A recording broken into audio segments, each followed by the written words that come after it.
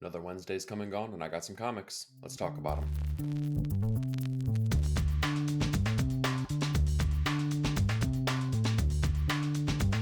Hey, welcome to 9 Panel Grid. This week we've seen adventurers, barbarians, warriors, and a bear pirate Viking queen. That's all in one comic. But we're going to kick things off this week with Blood Hunt #1, written by Jed MacKay with artwork by Pepe Larraz. Not a lot to say about this. It's kind of right there in the title. Vampires attack the superheroes of the Marvel Universe, specifically in New York City. We see some double crosses. We see the Dark Force users blot out the sun. It feels a lot like what we've seen in other events in previous years from Marvel. There's not a lot of interesting things to really talk about with this, with the exception of Pepe Larraz's artwork. I think that he is bringing the same level of expertise that he's brought in books like House of X and previously. I think he's just doing fantastic work through and through, and I just hate the fact that his talents are being utilized in a book that is not going to be presented in the best way possible. The the story is vague, it's needless, it's convoluted, it's kind of just boring, and I'm not 100% here for it. I'm ready for Marvel to do a better event book that's going to entertain, it's going to have, some kind of reaction to everything that's going on in the Marvel universe, and we're just not getting that, I don't believe, from this book. So Blood Hunt #1, not my cup of tea. Okay, sticking with Marvel, we're going to talk about Immortal Thor #10, written by Al Ewing with a new artist now, Carlos Magno. So the meta adventures of Thor are continuing here as he's doing battle with the Roxxon Thor that we were introduced in the one-shots, I believe, from last week. The Enchantress is kind of enacting her plan to just continue to mess with Thor and kind of maybe take a little power play from the people at Roxxon, specifically the Minotaur. The narrative of this book, it's really inventive. I'm enjoying it, although it's kind of a frustrating narrative to follow, with Thor being under the influence of the Enchantress and this specific spell, and the rocks on Thor himself. The dialogue kind of bogged this story down a little bit.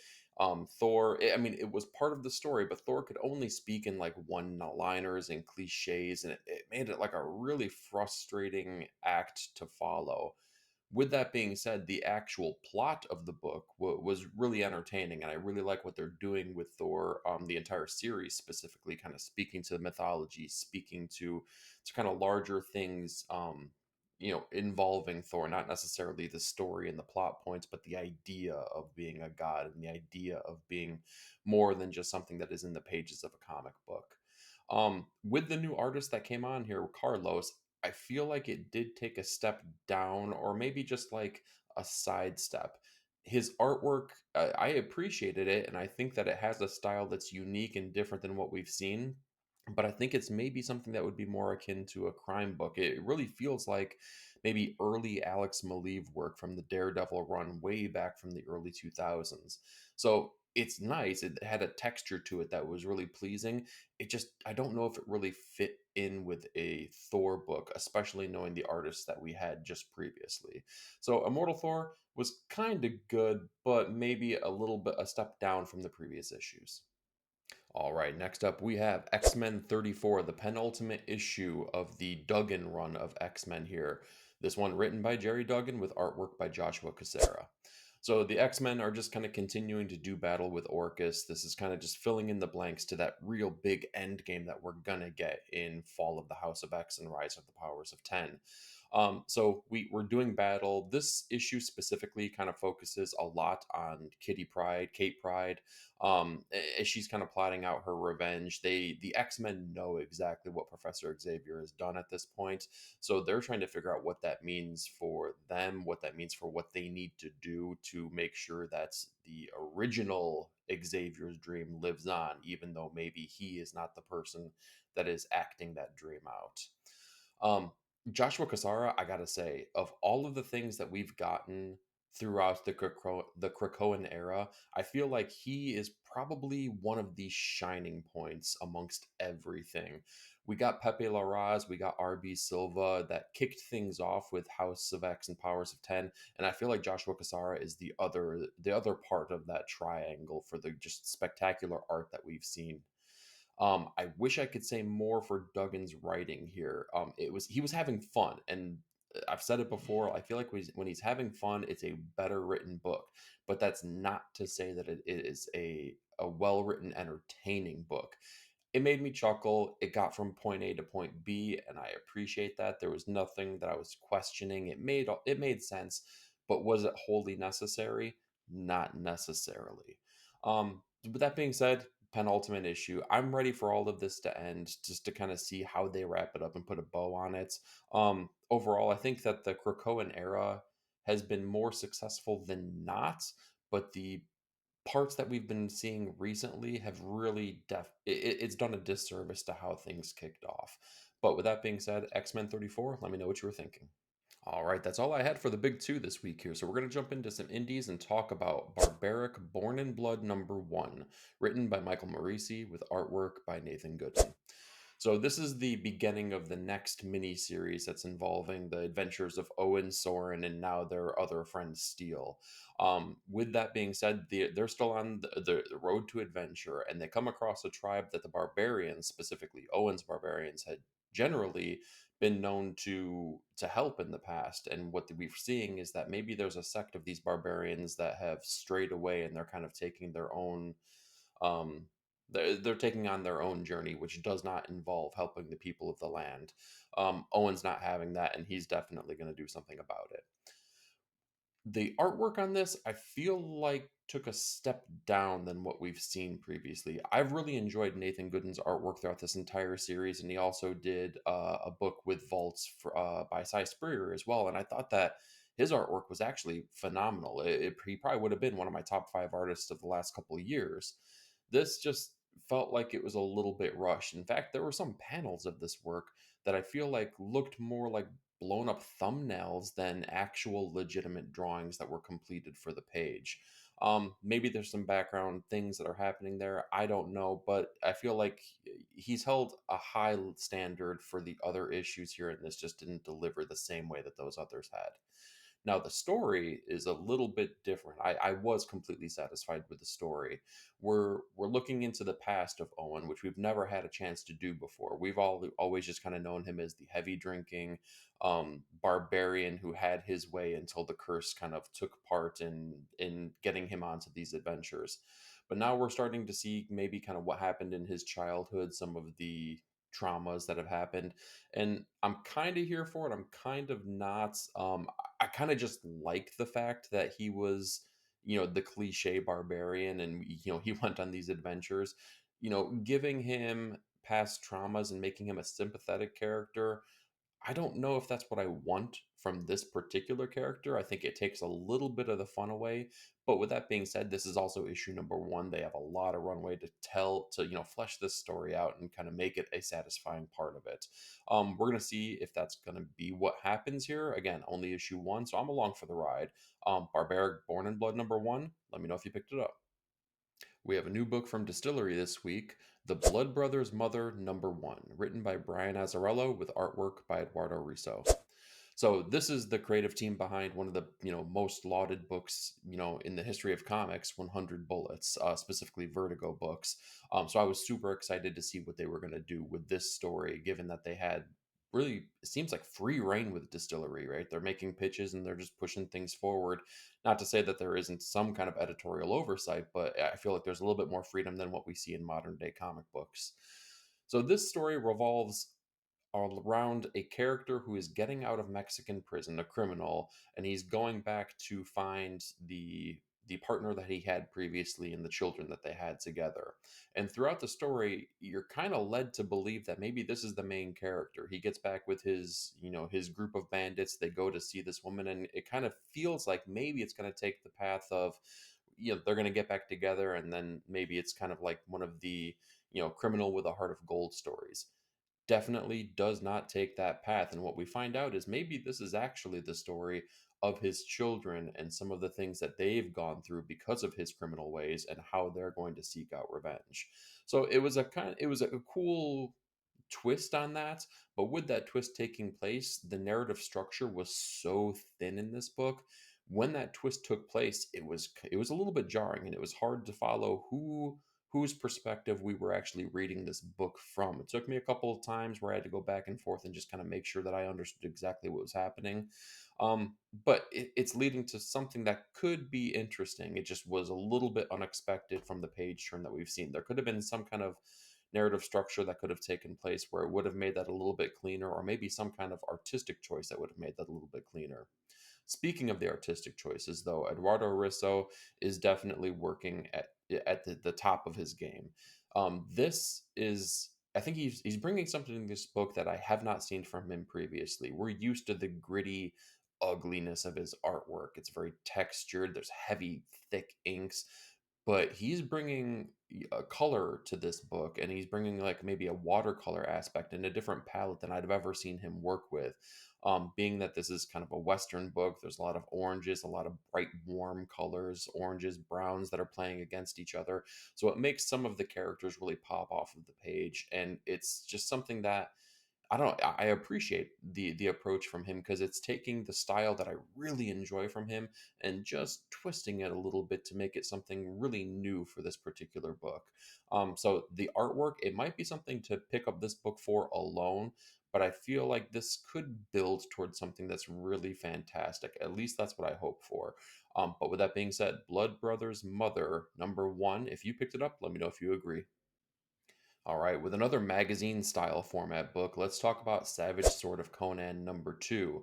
The main story on this one, written by Jim Zub with artwork by Richard Pace. There are some backup stories and some pinups as well by different artists and writers. But with the nature of the Savage Sword of Conan, it's kind of a one and done adventure. And in this particular issue, we see Conan rise from a shallow grave to avenge the attack that was made on him, and really look towards mentoring possibly a small child in the ways that he was born with, in the followings of Crom. Jim Zub just knows how to write a compelling story, specifically with Conan. The real Conan run has been excellent, issue after issue, regardless of the different artists that are on there. Jim Zub is really just like, I mean, he has taken the baton and ran with it, and he's done something that I'm completely shocked that like no one, specifically Marvel, has been able to do recently with Conan.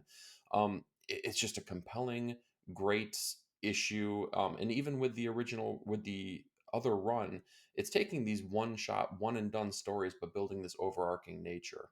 Now, with this issue in particular, though, I feel like they're doing something that's a little bit different. And it really comes down to the artwork specifically, but I feel like the story beats are kind of playing into the same vein. This feels like an 80s indie comic book. There's something about the artwork by Richard Pace that just evokes this feeling for me, kind of like the Mirage TMNT original books. There's something about it where it, it feels, I don't know, it feels different. It feels something like from a different age, and it feels like, I don't want to say, it just feels indie. It feels indie through and through, and it was kind of a pleasing change of pace on this. I really loved that there was a totally different aspect, because I kind of thought I knew what I was getting into when I flipped the pages of this open, and it was something completely different. And I love when a comic book can surprise me and excite me. This one definitely did both of those things in spades this week. So I kind of loved it. This is one of the best comics of the week here. Didn't make the top spot, but I got very close. So, Savage Sword of Conan #2. Let me know if you picked it up. This week seems to be all about fantasy, fantasy, fantasy, and this is no different. We're going to talk about The Whisper Queen, A Black Sands Tale #1, written by Chip Zdarsky with artwork by Chris Einska.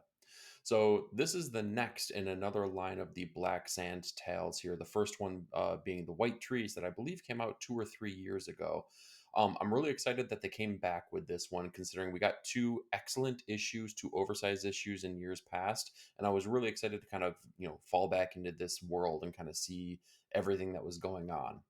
So I have not read that in a couple years, but I don't believe that this is a direct continuation off of the characters that we had seen in the previous story. I believe that these are fresh characters, and the story in this revolves around basically a royal murder that leads one of the king's previous trusted assassins to break out of prison and start investigating the murder of the king to try to really get down to what had happened previously, for a couple different reasons. She had respect for the king, she did service for him, but also because her own child is now on the path to find those murderers, and it's seeming to be that he might be in more danger than he even anticipates. So the the best way I can describe this book is it's all about restraint. And I'm talking both by the narrative structure and the artwork. And I think that it really it, it takes an approach that I appreciate as a reader of comics, because sometimes, if you want to hold my hand through the story, sometimes that's necessary. And I can understand that this does not feel the need to do that. But they use subtle little tweaks that make it approachable and make it very understandable, but not beating you over the head with exposition. One of those things is just the subtlest change of colors. So Matt Wilson on the colors here, there's a flashback sequence in the artwork, and rather than saying previously in, or having the cheesy effects of of a flashback, all they do is simply change the color of the outline of the panels, and it immediately evokes that this is something different. We're looking backwards in time, and it is something that I don't understand why more comics don't do that, because it could have been jarring and it could have been something that was a little bit misunderstood, but I immediately picked up on what they were trying to do. Now, the other part of it is the Darsky's holding back on the narrative structure. Again, he's not overly verbose in this. He's giving you exactly what you need, and the story is really not only speaking towards the adventure that they're going to be going on, but kind of they're really focusing on the parentage of these couple characters. These two characters had worked together in the past, and with the nature of what they were doing, one especially being an assassin, um, you would think that there would be a lot of high action, high octane adventure, but they kind of pull back on that, and they're really developing the characters within these first couple issues here, so that we can get a sense of what it is, what their motivations are, what they care about. And clearly there's a lot of focus on them being parents, them wanting something better for their children in this world, and how a lot of the conversations as you get older and have children yourself, the train of thoughts that you have for yourself as well, thinking about how much work you had to do and how much easier some people may have it now, and why they're not working as hard as maybe you did because you gave them so many opportunities, but also flipping that on the script and kind of talking towards the fact that it's a different world. They have different motivations, different needs and wants. And it was really kind of interesting. It was something that I appreciated from this high fantasy book, taking the time to kind of just look at the simple aspects of the characters. The other thing is Chris Anka. Oh boy, that dude likes to draw a steamy scene. This is no different than White Trees. I feel like this must be a selling point for the dude, because he wants to throw a page or two in here where you see everything. And when I say everything, I mean absolutely everything. So if you're down for that kind of thing, this might be the book for you. So, with that being said, I'm totally down for it. I'm the audience for that one. I want to see where the adventure takes these characters. And yeah, I'm excited. It's a new Zdarsky book with Chris Anka. So, Whisper Queen, the Black Sands Tale #1. Let me know what you were thinking. All right, we're already at the runner up this week here, and we're going to talk about Kaya #18, written and drawn by Wes Craig.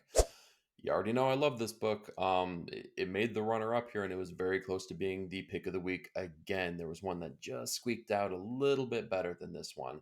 But this is continuing the adventure that Kaya and her brother Jin had been on, where they're trying to escape this city where they saw the Golden Child and they wanted to help out to the best of their abilities. However, Lord Vox's army had already begun attacking, and the people really needed to start making decisions on whether or not they would follow the prophecy of the Golden Child, the one that would, stop the robot army, or if they just needed to save themselves in that moment and hand him over. So this was definitely still a fun adventure book. And we kind of see some of the background motivations, especially with, the main protagonist in this book being Kaya. When you think of a hero in a book, you really tend to believe that they will always make the heroic choice and they will always make the right choice, regardless of how nuanced the situation may be. But what we're realizing is that these are people. And these are people in a complicated world, and sometimes the choice that you make in the moment is the one you believe to be right, but maybe it's not quite that way. This is just right. This continues to become a better and better and better story through each arc. We've already gotten 18 issues of this, and it is going to be one of the all-time greats. When the time comes and this story ends, this is something that is going to be a fantastic deluxe edition. Hopefully, more than one deluxe edition, because I just want this story to continue through and through. Wes Craig is doing something special here. If you're not picking this up, you really need to consider picking it up. It's one of my favorite books of all time, and I think it's worthwhile. So, Kaya number 18, definitely give it a shot.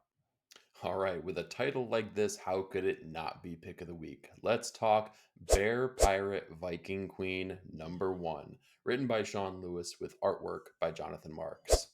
So I'm a big fan of Sean Lewis. I think he's done fantastic work in the past, whether it be Thumbs or The Few. He's done work on King Spawn. I think he's an underrated writer through and through. So every time he has a new book that comes out, I'm definitely going to be on board. And this one was just such a new different thing that I've seen here. And a lot of that comes by way of the artwork by Jonathan Marks. I've never heard of his artwork, never seen his artwork before, but oh man, am I going to be following this guy's career from here on out. I don't like comparing artists to other artists, but sometimes there's no other choice. This guy evokes Sienkiewicz. He invokes Ashley Wood. He evokes like Ralph Steadman. And there's something wholly original about everything through this book. There's heavy, thick, inky lines. It's almost like there's a throwing caution to the wind when he's going through there, and you see like droplets of ink here and there, but it plays into the watercolor nature of the entirety of the book. The paneling is just gorgeous. It's an oversized issue, and each page is just lush. It is just such a feast for the eyes. And if you're not lingering on this book, you're not doing it right. Read how you want to, but that's my instruction for you. Now, Lewis is doing something that I feel like he does a really great job in all of the books that he's written, and that's writing an inner dialogue. It doesn't get overly comic booky when he's writing narration in the outside of the dialogue boxes. Um, he really draw he really writes something that is it seems natural. It seems like something you could think of yourself if you were in the shoes of any of these characters that he's written. In the case of this book, we're talking about a disgraced naval officer in the British Army who basically was abandoned by by the people that he was with, and had no other choice but to turn his back on that way of life and become a pirate.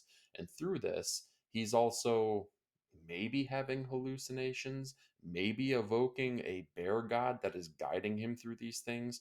That needs to play itself out through this issue. Right now, it feels like maybe he's gone a little crazy, but by the end of this issue, you might find out that this bear pirate is truly something that is maybe real within the pages of this book.